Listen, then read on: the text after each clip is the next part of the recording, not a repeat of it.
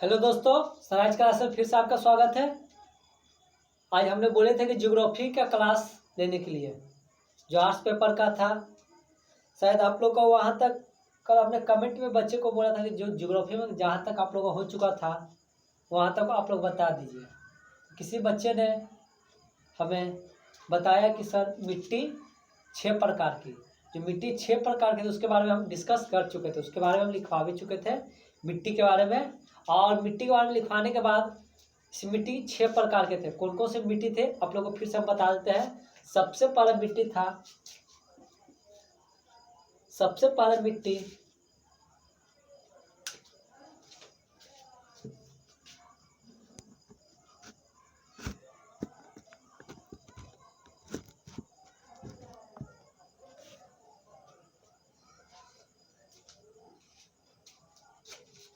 चलिए, जो सबसे पहला मिट्टी था वो कौन सा मिट्टी था आप लोग बताइए। सबसे पहला मिट्टी था जलोढ़ मिट्टी। जलोढ़ मिट्टी पढ़ा दिए थे। इसमें 2 टाइप का मिट्टी आता है, एक खादर एक बांगर। जो नया जलोढ़ मिट्टी होता है उसको खादर बोल जाएगा, बांगर बोल जाता है। और जो तो नए जलोढ़ मिट्टी को खादर बोलिएगा कि बांगर बोलिएगा, खादर। और पुराने जलोढ़ मिट्टी को बांगर बोलिएगा। फिर बताए थे इसके बाद जलोढ़ मिट्टी में नाइट्रोजन की कमी रहती है। इसका विस्तार बता चुके थे, इसका क्षेत्रफल बता चुके थे। दूसरा मिट्टी था काली मिट्टी। काली मिट्टी का बारे में बता दें। काली मिट्टी का दूसरा नाम रेगुल मिट्टी था, जो इम्पोर्टेंट एग्जाम के लिए। काली मिट्टी का दूसरा नाम, इसमें एल्युमिनियम ऑक्साइड का इस कारण कैसा प्रतीत होता है, काला प्रतीत होता है। जिसमें काली मिट्टी में एल्युमिनियम ऑक्साइड का इस कारण कैसा प्रतीत होता है, काला प्रतीत होता है।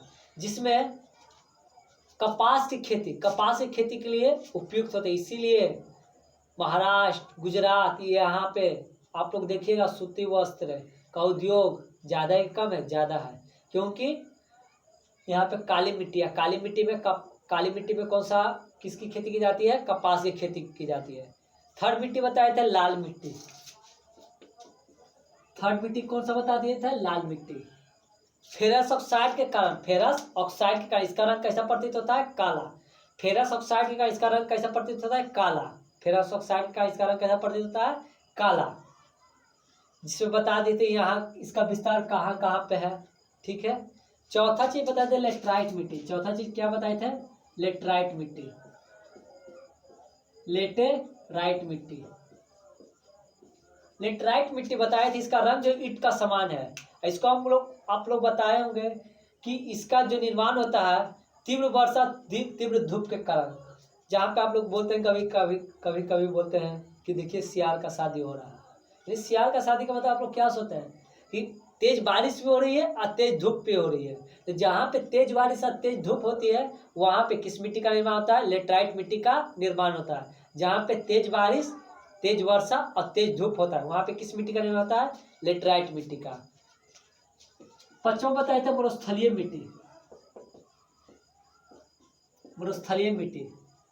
मिट्टी बताए थे जहाँ पे 50 सेंटीमीटर से कम वर्षा हो। जहाँ पे 50 सेंटीमीटर से कम वर्षा हो वहाँ पे किस मिट्टी का निर्माण होता है, मरुस्थलीय मिट्टी का निर्माण होता है।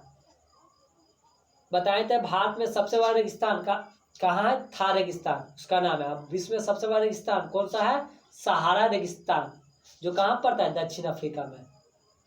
फिर छठा चीज हम आप लोगों को बताए थे पर्वतीय मिट्टी। छठा चीज क्या बताते थे, पर्वतीय मिट्टी। छठा क्या बताते थे, पर्वतीय मिट्टी। इसमें ह्यूमस की मात्रा अधिक होती है, पहाड़ों पठारों में पाई जाती है। यहाँ पे जो है ये जो हिमालय का क्षेत्र है वहाँ पे इस मिट्टी का निर्माण बहुत अधिक होता है। पहाड़ी पठार, जहाँ पहाड़ पठार है वहाँ पे इस मिट्टी का निर्माण अधिक होता है। यहाँ तक तो हम लोग शायद छः के बारे में लिख भी चुके थे और 6 हम समझा भी चुके थे। अगर किसी बच्चे को 6 के बाद शायद हम नहीं लिखवाए होंगे तो आप लोग कमेंट में लिख दिएगा हाँ सर नहीं लिखवाए थे, कल हम इसको लिखवा देंगे। लेकिन हमारे ख्याल से 6 लिखवा चुके थे। फिर आज हम लोग पढ़ने वाले हैं। इसके बाद बस 10 से 15 मिनट की क्लास होगी। इसके बाद आप लोग का मिट्टी सिलेबस खत्म होगा। मिट्टी के बाद आप लोग को क्या चलेगा, जल संसाधन। ताकि मिट्टी या मृदा, मिट्टी का दूसरा नाम क्या है, मृदा, जिसको आज हम लोग खत्म करने वाले। मिट्टी का दूसरा नाम क्या है, मृदा, जिसको आज हम लोग खत्म करेंगे। चलिए यहाँ पे देखिए आप लोग, मिट्टी तो हो गया, फिर भूक्षरण।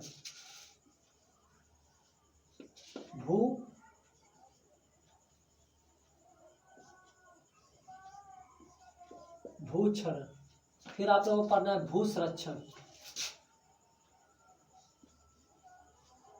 भू संरक्षण, फिर आप लोगों को पढ़ना है फसल चक्र।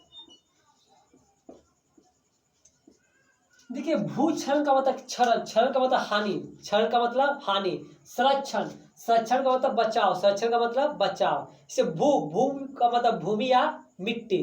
तो आप लोग बोलते हैं भूक्षरण यानी मिट्टी, मिट्टी में जो उर्वरक क्षमता है धीरे धीरे क्या होते जा रहा है, खत्म होते जा रहा है। यानी मिट्टी जो पहले थी वो अब मिट्टी नहीं है। कहने का मतलब ये नहीं कि अब मिट्टी नहीं है, मिट्टी तो वही है, पर उसका जो खेती करने की जो क्षमता है वो धीरे धीरे क्या होती जा रही है, कम होती जा रही है। इसका भूक्षरण यानी मिट्टी जो है धीरे धीरे उर्वरक क्षमता इसका कम होते जा रहा है। इसका आप लोग बता सकते हैं क्या क्या कारण है कि भूक्षरण यानी धीरे धीरे जो मिट्टी की उर्वरक क्षमता है जो कम होते जा रही है। और आने वाले समय में ऐसा भी हो सकता है कि जो मिट्टी है जिसमें आप लोग खेती करना भी, जिसे मिट्टी का मतलब ये नहीं होता है कि आप लोग वहाँ खेती नहीं हो, खेती हो रही है, लेकिन जो पहले उत्पादन अधिक होता था वहाँ पे उत्पादन अब क्या हो रहा है, कम हो रहा है। इसके बहुत सा कारण हो सकते हैं, आप लोग बता सकते हैं भूक्षरण का। उसी का हम आज कारण भी बताएंगे, आप लोगों को संरक्षण भी बताएंगे, उसका उपाय भी बताएंगे, और फसल चक्र क्या है ये भी बताएंगे। तो पहले आप भूक्षरण, क्षरण का मतलब समझ रहे हैं, ह्रास हो रहा है, हानि हो रहा है।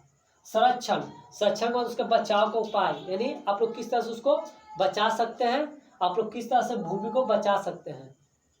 तो हम लोग देखते हैं किस तरह से बचाया जा सकता है और किस तरह से इसका क्षरण हो रहा है। तो जो भू क्षरण हो रहा है, सबसे पहला क्वेश्चन आप लोग लिखेगा, या पहले पूरा समझा देते हैं फिर हम लिखवा देंगे। अब दिक्कत की बात नहीं है, आप लोग पहले पूरा समझिएगा, उसके बाद आप लोग लिखने की कोशिश कीजिएगा। तो भू क्षरण, ठीक है, भू क्षरण क्या है? भूक्षरण का मतलब बताएं कि वहाँ पे मिट्टी का ह्रास हो रहा है। मिट्टी का ह्रास का मतलब हो रहा है कि कौन कौन से कारण आप बता सकते, किन किन कारणों से जो मिट्टी की उर्वरक क्षमता धीरे धीरे कम हो रही है। तो सबसे पहला होता है जलाक्रांता। सबसे पहले क्या है, जलाक्रांता। आखिर आप लोग पूछेंगे जलाक्रांता क्या है? जलाक्रांता,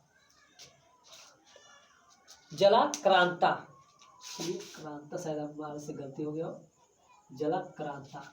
ठीक है, जलाक्रांता क्या होता है कि जलाक्रांता क्या होता है, कभी तो आप लोग अपने खेत या गांव या कोई ऐसा जगह देखते होंगे वहाँ पे सालों भर पानी रहता है, चाहे गर्मी रहे, चाहे बरसात रहे, चाहे तो ठंड रहे, वहाँ पे हर एक वर्ष पानी आपको वहाँ पे मिल जाएगा। तो जब वहाँ पे हर एक वर्ष पानी मिल जाएगा तो वहाँ पे आप खेती कर सकते हैं, नहीं कर सकते, सब एक ही प्रकार की खेती हो सकता है जिसका आप लोग सिंघाड़ा बोलते होंगे। वहाँ की जो मिट्टी होगी दलदली हो जाएगी। अगर सपोज दैट मान के चलिए कि आप अपने खेत में पानी डालें और उस पानी खेत अवशोषित नहीं कर पा रही है, यानी उसको अवशोषित का मतलब है उसको सुखा नहीं पा रही है, तो वहाँ पे देखिए आप कोई भी खेत रहे या वहाँ पे उतना ही पानी डालिए जितना भर वो अपना ग्रहण कर सके। तो जलाक्रांता का मतलब होता है क्या कि वैसी भूमि जहाँ पे जल का जमाव, जल का निकासी का कोई भी प्रबंध न हो, जल के निकासी का कोई भी प्रबंध न हो, उसे क्या बोला जाता है, जलाक्रांता। उसे क्या बोला जाता है, जलाक्रांता। तो आप लोग बहुत सा ऐसा मिट्टी देखते होंगे, जैसे काली मिट्टी में आप लोग देखिएगा, काली मिट्टी आपके घर के पास रहेगा तो आप उसमें अगर जल डाल दीजिएगा तो देखिए आप लोगों को जल डाल दीजिएगा तो वो जो काली मिट्टी में है जो सोखने की क्षमता है वो कम रहती है, वो धीरे धीरे धीरे सोखती है। यदि आप लोग खेती कर रहे हैं धान का और काली मिट्टी में कीजिएगा, जितना पानी ये सब मिट्टी चाहिए और काली मिट्टी में आप लोग खेती कीजिएगा तो वहाँ पे क्या होगा, आप लोग पानी अधिक नहीं डाल सकते, पानी कम ही डालिए, क्योंकि जो काली मिट्टी में है, काली मिट्टी में सोखने की क्षमता कम होती है। तो जलाक्रांता क्या है, यानी वैसा क्षेत्र जहाँ पे जल निकासी का कोई भी प्रबंध न हो, उसे क्या बोलते हैं, जलाक्रांता। तो उसी तरह से भूक्षरण, यानी भूक्षरण में जलाक्रांता एक इंपॉर्टेंट रोल निभाता है कि देखिए जहाँ जहाँ पे खेत में जलाक्रांता बनेगा वहाँ पे आप लोग खेती कर सकते हैं या नहीं कर सकते, सीधी सी बात है, आप लोग खेती नहीं कर सकते हैं। तो सबसे पहला है जलाक्रांता। दूसरा चीज है भूक्षरण का रासायनिक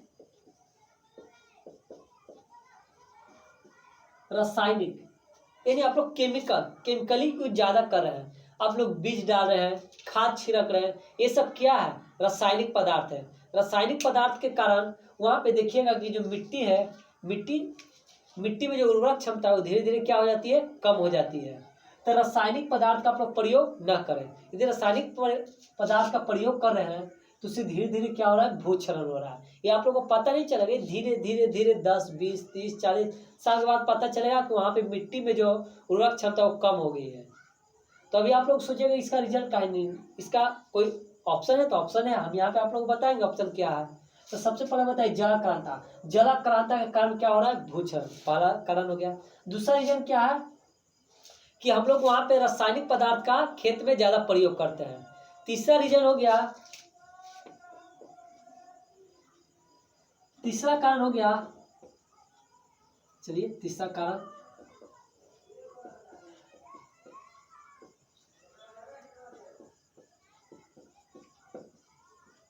एक ही प्रकार के फसल को लगाकर। अगर आप किसी भी खेत में एक ही प्रकार का फसल लगाइएगा, अगर एक ही प्रकार बार बार आप फसल लगाइएगा तो वहां पर भी आपका क्या हो जाएगा? जो भूक्षरण है यानी मिट्टी है, मिट्टी धीरे धीरे उर्वरक क्षमता क्या हो जाएगी? कम हो जाएगी। पहला कारण है जलाक्रांता, यानी वहां पे जल का जमाव नहीं होना चाहिए किसी भी भूमि या मिट्टी पर। अगर भूमि या मिट्टी पे होता है तो वहां पे खेती करने लायक वो मिट्टी नहीं रहेगी और उर्वरक क्षमता जो है कम हो जाएगा। दूसरा चीज, रासायनिक पदार्थ का प्रयोग नहीं कीजिए, जैसे खाद हो गया या बीज हो, आप लोग जितना भी रासायनिक केमिकल का यूज करते हैं उसका कम प्रयोग, ये नहीं करेंगे तो सीधे से आप करने में कम प्रयोग कीजिए। अब तीसरा चीज हो गया, आप एक ही प्रकार का किसी भी खेती में आप एक ही प्रकार का फसल नहीं लगाइए, एक ही प्रकार का फसल नहीं लगाइए। चौथा चीज हो गया अति पशुचारण। चौथा चीज हो गया अति पशुचारण। आप लोग ये सुन के बहुत आश्चर्यचकित हो गया होगा कि अति पशुचारण, अति का मतलब क्या होता है? आप उसको लिमिट से ज्यादा कर रहे हैं, यानी किसी भी खेत में पशु चराइए लेकिन एक लिमिट होता है। यदि आप उस सीमित मात्रा से ज्यादा वहां पे पशु चराने लगेगा तो वहां पे भी मिट्टी की जो उर्वरक क्षमता धीरे धीरे क्या हो जाएगी? कम हो जाएगा। इसलिए आप लोग देखते हो कि खेत में अगर कोई पशु चरने भी जाता है तो उसको मना किया जाता है कि आप खेत के आड़े पर ही पशु चराइए, क्योंकि इससे मिट्टी उर्वरक क्षमता क्या हो जाती है? कम हो जाती है। तो अति पशुचारण के कारण भी मिट्टी की उर्वरक क्षमता क्या हो जाती है? कम हो जाती है। तो फिर से देखिए भूक्षरण के कौन कौन से कारण है? भूक्षरण का प्रमुख कारण है, सबसे पहला कारण क्या है? जलाक्रांता। जलाक्रांता क्या है? तो जलाक्रांता आप लोगों को पता है, ये जब जल संसाधन पढ़ाएंगे तो इसका डिफिनेशन हम वहां पे लिखवाएंगे। जलाक्रांता क्या आप लोगों को पता है कि जहाँ पे वैसा भूमि जहाँ पे जल निकासी का कोई भी प्रबंध ना हो उसे क्या बोला जाता है? जलाक्रांता। दूसरा चीज क्या हो गया? रासायनिक पदार्थ का प्रयोग करके, यानी रासायनिक पदार्थ आप कम से कम प्रयोग कीजिए, तब आपका भूक्षरण यानी जो भूमि में जो है उर्वरक क्षमता वो बनी हुई धीरे धीरे क्या हो जाएगी? समाप्त हो जाएगी। तीसरा, एक ही प्रकार का फसल, यदि आप किसी भी खेत में या जमीन पर एक ही प्रकार का फसल बार बार लगाइएगा तो वहाँ पे उर्वरक क्षमता क्या हो जाएगा? कम हो जाएगा। चौथा चीज अति पशुचारण, किसी भी खेत में पशुचारण यानी अधिक पशु को मत चराइए, वहाँ पे उर्वरक क्षमता क्या हो जाएगा? कम हो जाएगा। अब बताइए भू संरक्षण, इसके उपाय के लिए आप लोग बताइए वहाँ पे भूमि पर जलाक्रांता होना चाहिए कि नहीं होना चाहिए? तो आप लोग बोलिएगा सर जलाक्रांता वहाँ पर नहीं होना चाहिए, जलाक्रांता नहीं होना चाहिए, यानी जल का जमाव वहां पे नहीं करने दीजिए खेत में अपने। दूसरा चीज हो गया रासायनिक पदार्थ का प्रयोग कीजिए नहीं, तो किसका प्रयोग कीजिए? भौतिक पदार्थ। अब बताइए भौतिक पदार्थ क्या हो गया? तो भौतिक पदार्थ आप लोगों को घर में ही मिल जाएगा, तो तब तो बहुत कम ही मिलेगा लेकिन पहले मिल जाता था। जैसे जो गोईठा होता है उसका जो राख होता है आप उसका प्रयोग कीजिए खेत में डालने के लिए, वो भी एक खाद, एक अच्छी क्या होता है? अगर खाद आप लोग राख डालिएगा तो उसमें उर्वरक क्षमता बढ़ती है, या पेड़ पौधे का जो पत्ता उत्ता भी गिरता है उससे भी उर्वरक क्षमता क्या होती है? बढ़ती है। तो आप लोग हो सके अधिक से अधिक क्या चीज का प्रयोग कीजिए? भौतिक पदार्थों का प्रयोग कीजिए। तीसरा चीज हो गया तीसरा चीज हो गया अति पशुचारण, यानी कम पशुचारण, यानी अति पशुचारण करके कि नहीं करके, यानी अति पशुचारण कम करके, अति पशुचारण कम करके। हम ये नहीं बोल रहे कि पशु को आप चने ही मत दीजिए, चने दीजिए लेकिन कम मात्रा में चने दीजिए, चौथा क्या हो गया, फसल चक्र की पद्धति अपनाकर, फसल चक्रण की पद्धति अपनाकर, फसल चक्रण की पद्धति अपनाकर। अब बोलिएगा सर फसल चक्रण क्या है, तो फसल चक्रण इसी में आप लोग लिख लीजिएगा। फसल चक्रण क्या है, चक्र का मतलब क्या होता है,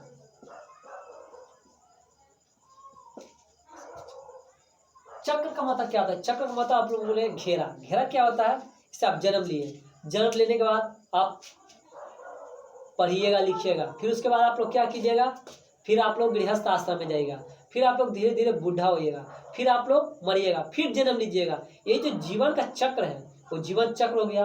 वो जब फसल चक्र क्या होता है कि जिसे आप लोग जून जुलाई में देखते होंगे, जून जुलाई में धान होता है, फिर अक्टूबर नवंबर में किसकी खेती की जाती है, रबी फसल की खेती की जाती है, गेहूं हो गया।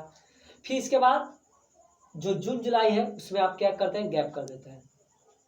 तो फसल चक्र क्या है, फसल चक्र बोलता है कि जब दो फसलों के बीच में एक दलहन प्रकार का पौधा लगा जाए। दलहन का मतलब समझ गए होंगे, मसूर हो गया, चना हो गया, खेसारी हो गया, ये सब क्या है, हो गया दलहन।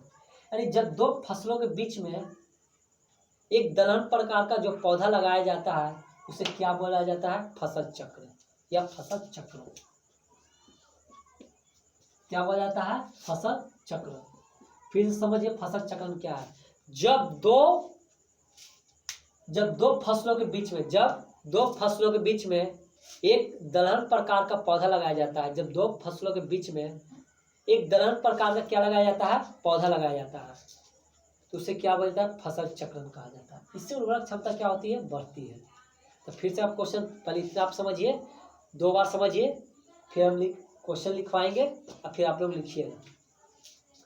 भूक्षरण क्या है, भूक्षरण का मतलब भूमि का क्षरण, यानी भूमि का क्षरण क्या कैसे कैसे हो रहा है। तो सबसे पहला क्या है, जलाक्रांता। जलाक्रांता बताएं, वैसा जगह जहाँ पे भूमि ये वहाँ वैसी जगह जहाँ पे जल निकासी का कोई भी प्रबंध न हो, उसे क्या बोला जाता है, जलाक्रांता।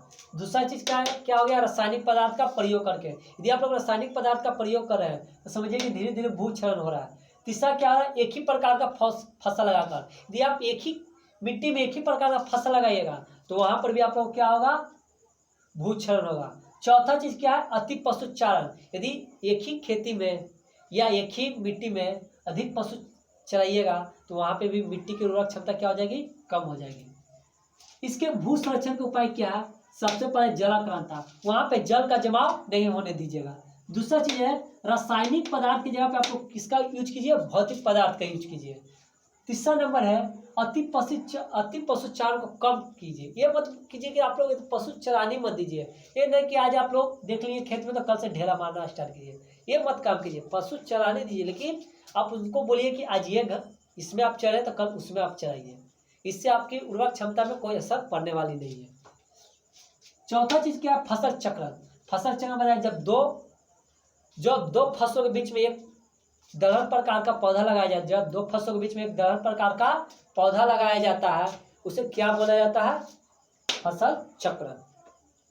बताइए फसल चक्रण क्या है, जब दो फसलों के बीच में एक ही प्रकार का पौधा लगाया उसे क्या बोला जाता है, फसल चक्रण। भू संरक्षण के कौन कौन से उपाय है, भू संरक्षण के उपाय प्रमुख है। सबसे पहला उपाय क्या है, जलाक्रांता, यानी जल का जमाव नहीं होने दीजिए। दूसरा नंबर क्या है, भौतिक पदार्थ का प्रयोग करके। दूसरा नंबर क्या है, भौतिक रासायनिक पदार्थ की जगह पे भौतिक पदार्थ का प्रयोग करके। तीसरा नंबर है अति पशुचारण को कम करके, अति पशुचारण को कम करके। चौथा चीज है फसल चक्रण की पद्धति अपनाकर, फसल चक्रण की पद्धति अपनाकर। भूक्षरण के कौन कौन से कारण, सबसे पहला कारण जल के जमाव होने के कारण। यदि जल का जमाव वहां पे हो जाएगा तो वो भूक्षरण का कारण। दूसरा नंबर है रासायनिक पदार्थ का प्रयोग करके, रासायनिक पदार्थ का प्रयोग करके। तीसरा नंबर पे आता है कि एक ही प्रकार के आप लोग फसल भी लगाइएगा तो भी भूक्षरण होगा। चौथा चीज है अति पशुचारण के कारण। एक बार फिर समझिए और लिखने का कोशिश कीजिए।